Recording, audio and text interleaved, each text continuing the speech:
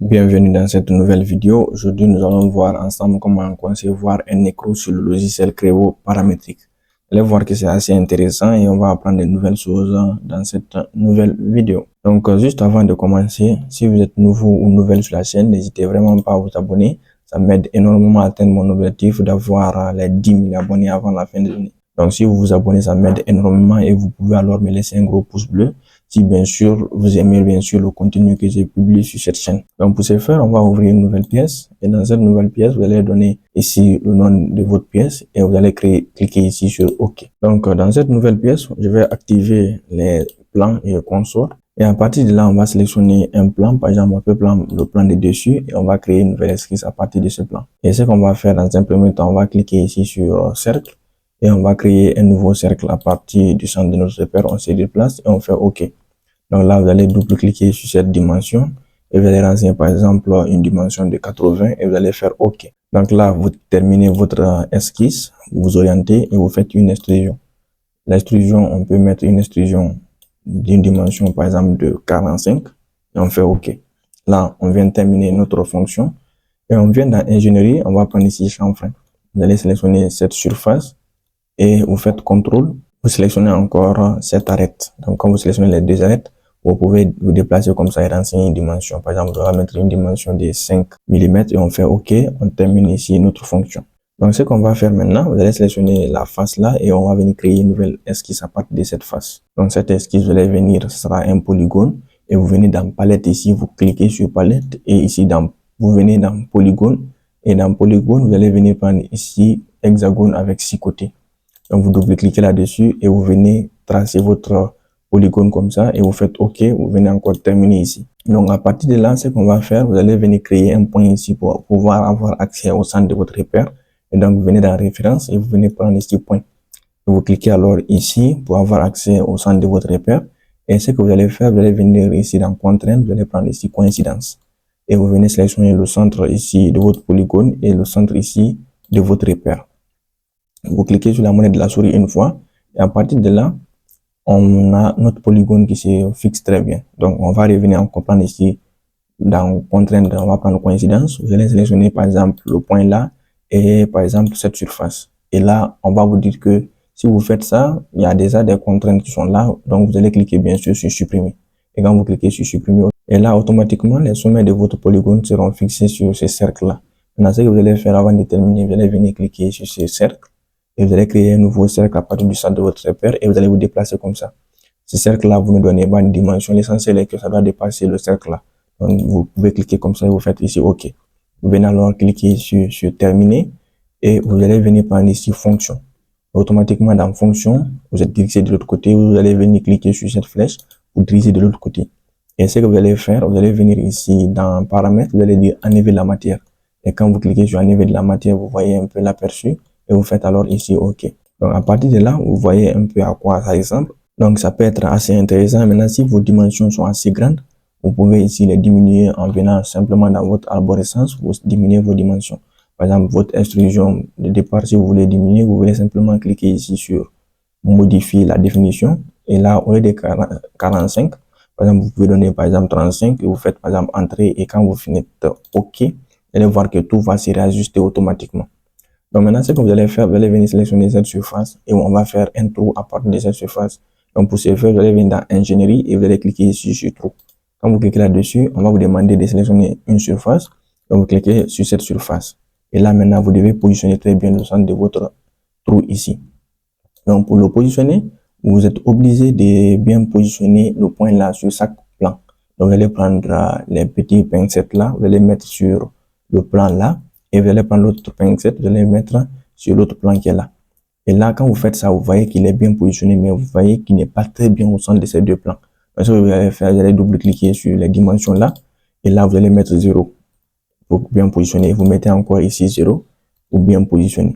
Et là, vous avez accès à votre diamètre. Donc, vous avez par exemple ici le point, vous pouvez le déplacer pour pouvoir augmenter ou diminuer votre diamètre. Et là, c'est la hauteur de votre trou. Donc, vous pouvez l'augmenter et le diminuer. Nous, on va faire débouchant. Donc, on va double-cliquer ici. On va prendre, par exemple, un diamètre de 50 et on va faire OK. Donc, n'oubliez pas cette dimension. Ça va nous servir tout à l'heure Donc, on va venir ici, cliquer sur OK. Donc, à partir de là, on a notre trou ici. Et maintenant, ce qu'on va faire, on va créer maintenant ici un profil pour pouvoir faire un balayage pour avoir ici le filetage à l'intérieur. Donc, pour ce faire, vous allez cliquer sur, par exemple, ce plan, le plan de droite, et vous allez venir cliquer ici sur créer une nouvelle esquisse. Donc, pour faire un balayage ici, on va faire un balayage hélicoïdal. Et pour le balayage hélicoïdal, on a besoin d'un trait d'axe. Donc, vous allez venir dans référence et cliquer ici sur trait d'axe. Et vous allez venir sélectionner l'axe là et vous allez vous positionner comme ça. Vous cliquez sur la molette de la souris pour terminer. Maintenant, après avoir tracé ces traits, vous allez venir tracer une ligne comme ça. Vous allez prendre par exemple votre ligne et vous allez venir par exemple, avant ça, vous allez cliquer ici sur style d'affichage. Vous allez vous mettre par exemple en ligne cachée. Donc, vous mettez comme ça en ligne cachée et vous venez prendre par exemple un point là et vous venez par exemple vous fixer quelque part ici. Donc, quand vous cliquez, vous cliquez une fois sur la molette de la souris et là, vous terminez. Donc, ici, vous allez double-cliquer sur cette dimension. Il faut que la ligne là soit très bien en fonction de notre rayon. Donc, comme notre diamètre était de 50, vous allez prendre 50 divisé par 2 et vous faites entrer. Donc, la ligne sera bien positionnée. Et à partir de là, vous allez venir cliquer ici. Vous allez mettre avec ombrage, avec arrête. Donc, vous venez ici cliquer sur terminer. Et sans rien toucher, vous venez directement ici dans balayage. Vous cliquez sur le triangle là et vous cliquez sur balayage hélicoïdal. Et là, automatiquement, le balayage va détecter notre ligne et notre trait d'axe. Et là, vous allez dans section ici, esquisser, et vous allez cliquer sur esquisser. Donc, à partir de là, vous allez zoomer un peu, vous allez venir prendre ici l'outil ligne et on va tracer un triangle. Donc, vous commencez par ici, vous venez un peu, vous décalez un peu, vous commencez votre triangle. Là, vous faites un triangle comme ça. Et quand vous finissez, vous cliquez sur la molette de la souris une fois et vous venez encore prendre le sommet et une droite qui vient se fixer au centre ici. Et vous cliquez sur la molette de la souris deux fois pour terminer et vous venez dans contrainte, vous allez prendre ici horizontal et vous allez venir directement dire que cette droite elle est horizontale. Donc quand vous cliquez là-dessus, vous faites OK et à partir de là, vous allez zoomer un peu. Vous allez dire d'abord que cette droite est une ligne de construction. Donc vous allez venir dans le petit menu qui s'ouvre et cliquer ici sur construction. Donc à partir de là maintenant, on va donner certaines dimensions. Ici, on va donner une dimension angulaire de 45 degrés. Vous faites entrer. Et ce que vous allez faire, vous allez donner par exemple ici une hauteur à votre droite là. Et pour ce faire, vous allez venir prendre ici cote. Vous allez venir cliquer sur cette droite. Et vous allez cliquer ici. Et vous allez donner une hauteur par exemple de 4 mm. Et quand vous donnez une hauteur de 4 mm, vous voyez que l'esquisse part dans tous les côtés. Vous allez déplacer simplement ça. Et vous allez déplacer encore cette droite. Donc, ce qu'on va faire, on va donner encore une dimension. Vous allez venir cliquer ici sur cote. Vous allez donner une dimension entre le point là et par exemple ce point. Vous allez donner une dimension par exemple de 2 mm. Et vous faites la même chose encore entre ce point et par exemple le point là. Et vous donnez une dimension. Donc, vous allez dire ici bien sûr supprimer. Donc, vous allez supprimer ici cette dimension là. Vous supprimez la dimension de 64 degrés. Et là, vous renseignez une dimension de 2 mm et vous faites ici OK. Donc, à partir de là, maintenant, votre esquisse est bien positionnée et vous allez cliquer sur la hauteur qui le sépare avec ce point. Et double-cliquer là-dessus. Quand vous double-cliquez, vous renseignez une dimension de 4 par exemple et vous faites alors OK. Là, la fonction cote est activée. Donc, vous allez cliquer ici sur la molette de la souris. Vous allez venir dans esquisse. Vous allez prendre ici circulaire pour pouvoir faire un congé. Donc, vous cliquez sur circulaire. Vous sélectionnez cette droite et vous sélectionnez par exemple cette droite. Et là, il vous a fait un congé de 0, et quelques. Vous allez double-cliquer là-dessus et vous allez mettre un congé de 0,5. Vous faites alors OK. Donc, à partir de là, maintenant, notre esquisse est entièrement terminée. Donc, vous venez ici cliquer sur OK. Donc là, quand vous terminez votre esquisse, vous voyez ici que vous n'avez pas de preview. Et ce que vous allez faire, vous allez venir cliquer ici sur enlever de la matière. Et toujours, vous n'avez pas de preview. Donc, ce que vous allez faire, vous allez dézoomer et vous allez venir ici. On va ajuster un peu le pas. Parce que le pas est assez faible. Vous allez venir prendre, par exemple, un pas de 5. Et vous allez voir ici que vous avez un premier aperçu. Vous voyez que l'enlèvement de la matière se fait automatiquement très bien.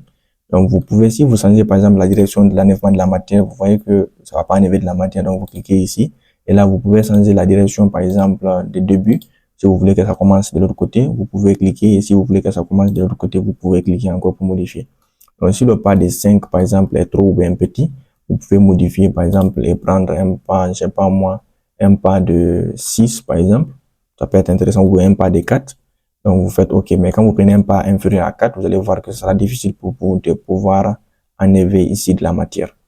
Donc, si par exemple, toutefois, vous voulez modifier quelques dimensions de votre esquisse, vous pouvez toujours venir cliquer sur esquisse ici. Et là, vous pouvez ajuster quelques dimensions. Par exemple, la hauteur là, on peut ajuster au lieu de 4, on peut mettre par exemple une hauteur de 2. Et on peut venir ici cliquer sur OK. Donc là, vous allez avoir encore un aperçu. Et vous avez ici l'enlèvement de la matière qui se fait toujours avec le pas des 4. Donc quand tout ça là c'est bon, vous venez cliquer ici sur OK. Et là, automatiquement, votre écrou sera presque terminé. Donc, on va cacher maintenant tout ce qui est plan et repère. Vous allez venir cliquer ici et vous allez décocher tout. Donc, à partir de là, on va revenir ici dans affichage. Vous allez cliquer ici sur affichage. Et dans affichage, vous allez venir prendre ici apparence. Et dans apparence, vous allez prendre par exemple de l'or. Ou par exemple, vous allez prendre simplement cette apparence. Vous allez prendre ici du PTC STD. Et vous allez venir ici cliquer sur tout. Et vous allez prendre pièce. Et vous allez cliquer sur cette surface. Et vous faites OK. Donc là, votre écrou est entièrement terminé. Donc, j'espère que cette vidéo vous a plu et vous a été utile. Si c'est le cas, n'hésitez pas à vous abonner, à me laisser un gros pouce bleu. Et nous, on va se dire à très bientôt pour de nouvelles vidéos sur le logiciel Creo paramétrique.